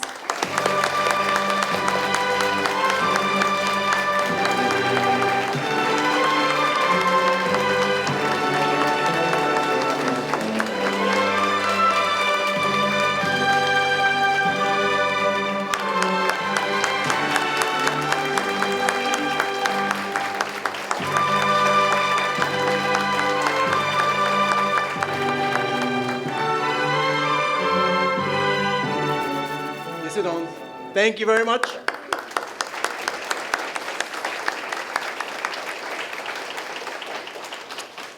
We've now reached the climax of today's contest.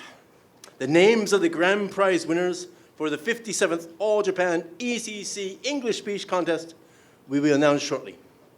Each winner will receive his or her certificate and prizes from Ms. Atsuko Kobayashi, chair of the contest. Ms. Kobayashi.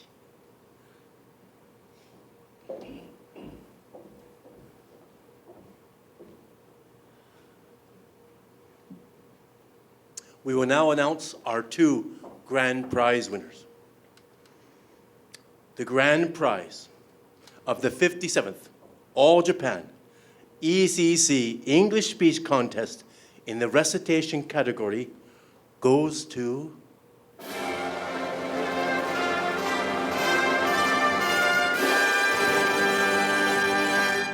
Ms. Luna Namiiri of the Doshinjo Ichome Branch School, representing the Kanto District. Please come up.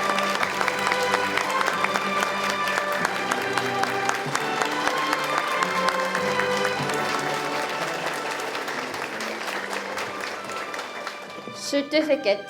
This is to certify that Ms. Luna Namiiri, representing Toshincho Ichome Branch School, Kanto District, has been awarded the grand prize in the recitation category of the 57th All Japan ECC English Speech Contest under the auspices of ECC Foreign Language Institute, ECC Kokusai College of Foreign Languages, ECC Junior Branch Schools.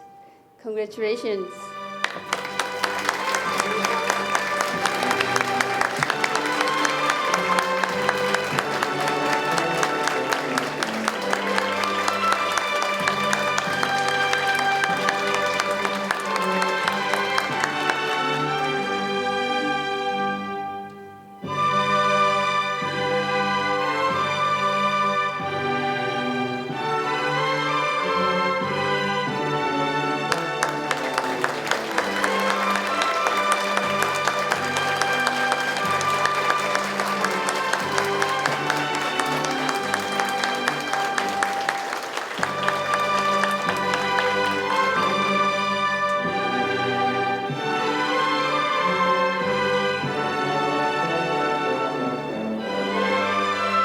Namiiri.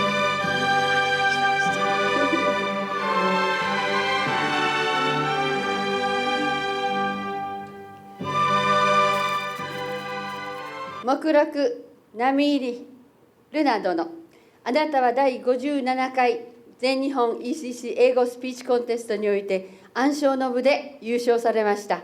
よってここにその栄誉をたたえ以下の副賞を贈呈します。一つ、海外研修旅行2025年9月14日 ECC 外語学院 ECC 国際外語専門学校 ECC ジュニアブランチスクール大会会長小林敦子、おめでとうございます。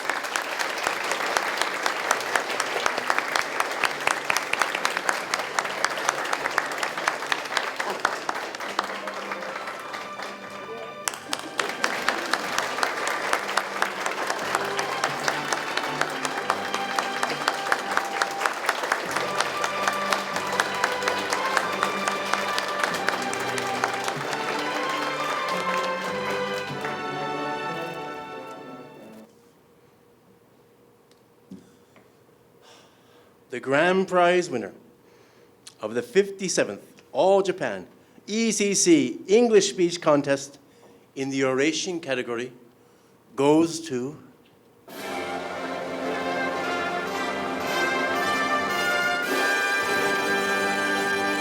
Ms. Miho Tanaka of the ECC Kokusai College of Foreign Language, representing the Kinki districts.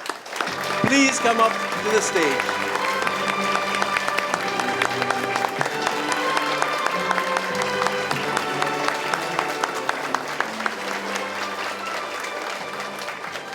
Certificate.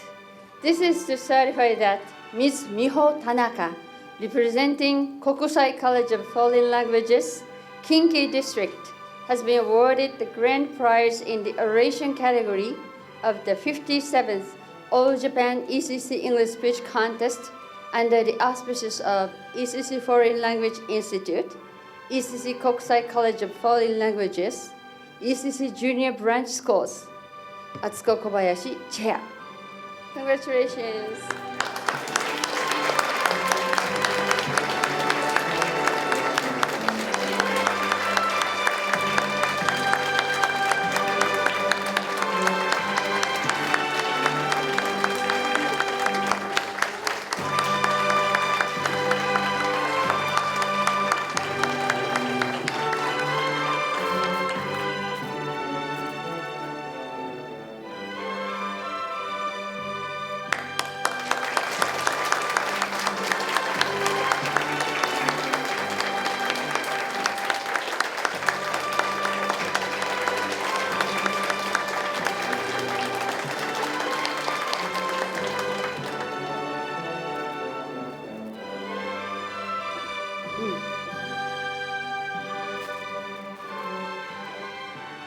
Award, Ms. Miho Tanaka.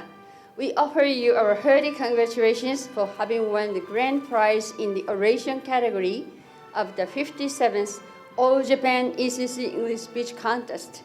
Therefore, we hereby award you with the following prize. Study Trip Abroad, September 14th, 2025.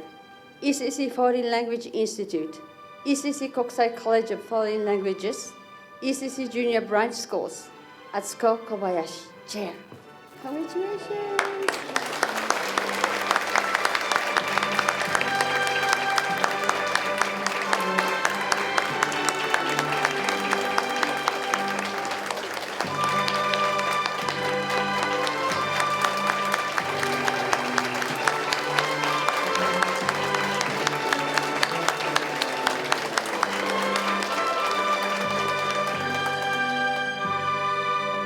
Ms. Kobayashi, thank you very much.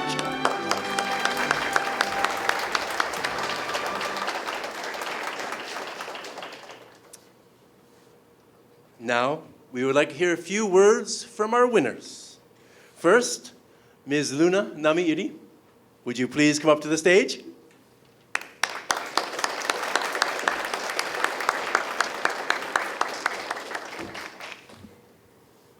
まずは本日こんな素敵な賞をいただけて本当に嬉しいなと思ってます。ありがとうございます。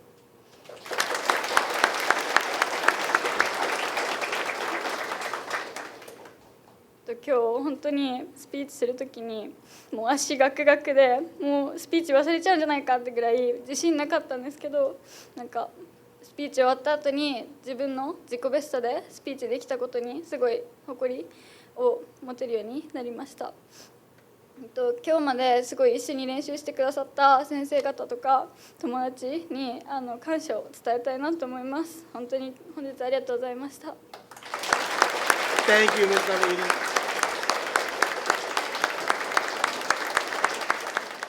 Next, Ms. Miho Tanaka, would you please come up to the stage?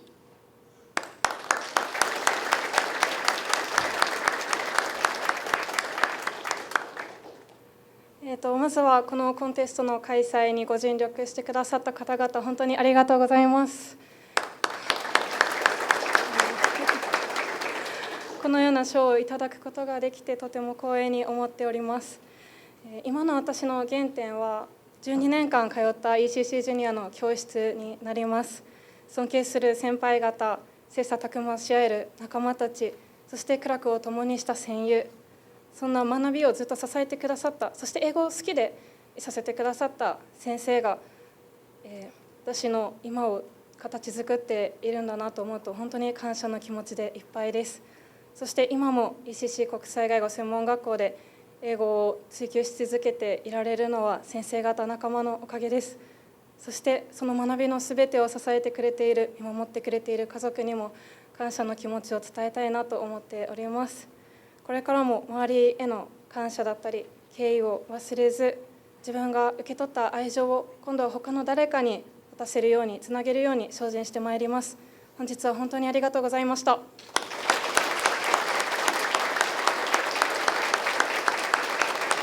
Thank you, Mr. Naga.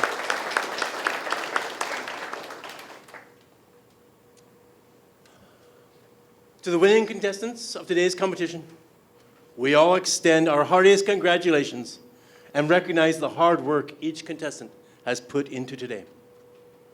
All of the contestants, would you please stand up and face the audience?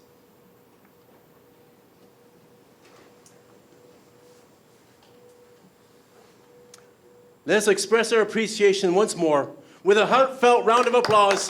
Congratulations to all the contestants.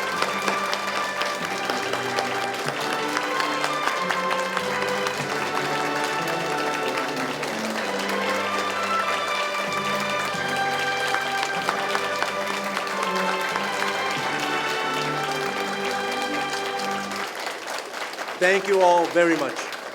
Contestants, please be seated.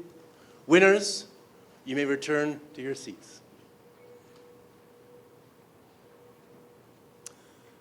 This now concludes the 57th All Japan ECC English Speech Contest. Dream, my friends. All of us have dreams. From the beginning of time, man has dreamed. Dreams provide us with hope and inspiration for a better tomorrow and a better future. From this contest, we hope each and all of us have gained something. We hope that you will think of the difficulties in society, what they are, and how they can be met and overcome. If it was within our capabilities to fly to the moon, then surely it is within our capabilities to shape our society for an even better future. Free from want, free from fear, free for the individual pursuit of life, liberty, and happiness. It is up to all of us here in this hall to live up to our cherished dreams in an increasingly complex human society. Go forth in search of your dreams. Challenge life. Challenge the future to make this place even better for all of our tomorrows. We wish to thank all of you who gathered here today for your kind attention and cooperation. And we hope to meet you all again here next year at the 58th All Japan ECC English Speech Contest. Thank you. Thank you very much.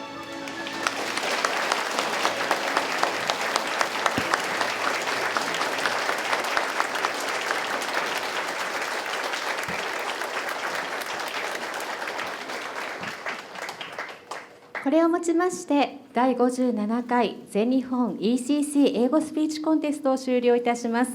会場の皆様、本日はご来場いただきありがとうございました。